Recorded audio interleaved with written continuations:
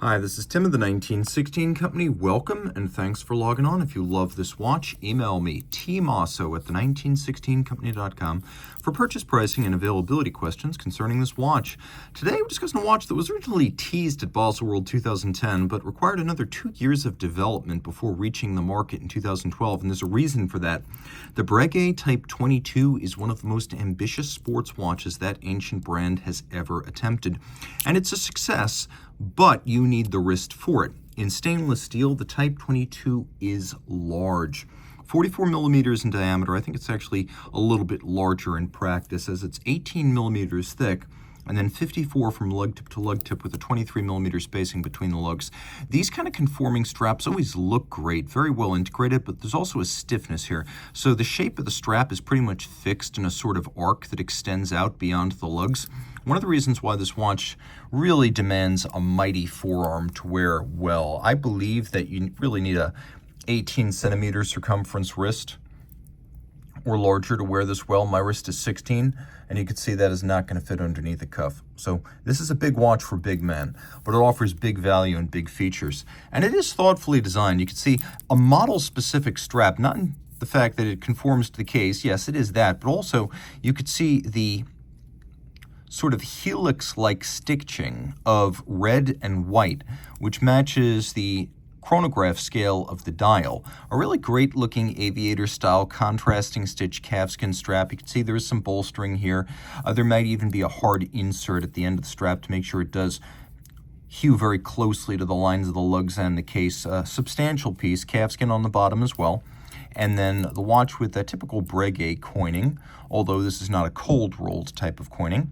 We've got a crown here that is a screw-down crown, and the watch is respectably water-resistant at 100 meters. Put it on a water-resistant strap, and yeah, you could swim with this. It's got a friction-fit snap-shut clasp that has Breguet branding externally. It's a good-looking piece and steel like the watch. It's durable.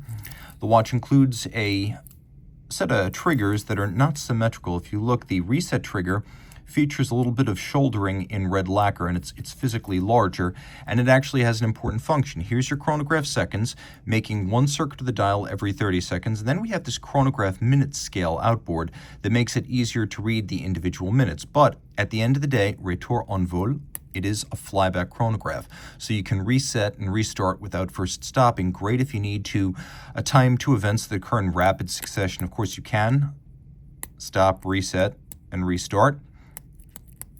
And the clutch system, I believe in this, is a combination of an oscillating pinion, which is a very minimal play type of lateral clutch, with a cam because the movement is distantly Lamagna based.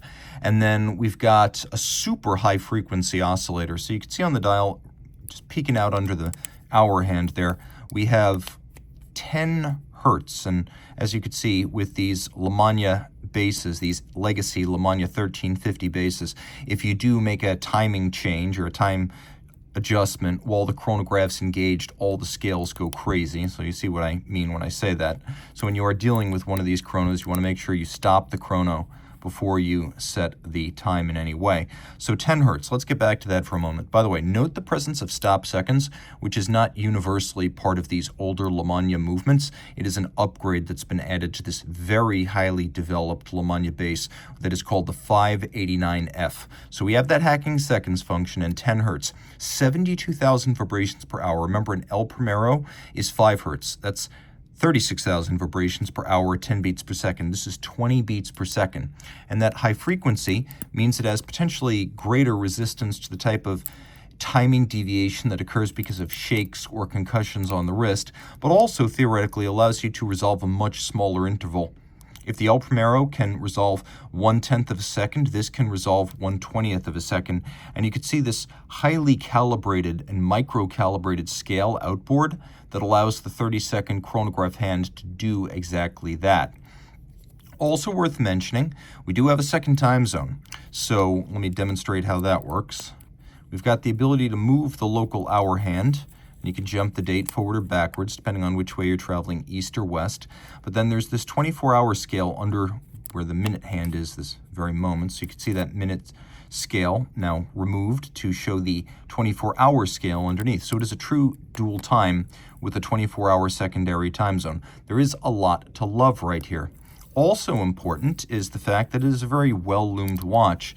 If you look at the slight overlap of the numerals where you have white on top of red, it's a little bit like a vintage 3D movie if you're watching it without the glasses. That little bit of a stagger is fascinating, and it's a well-designed motif that recurs across this watch, giving it a little bit more color and making it seem a little bit more modern than, say, a standard Type 20.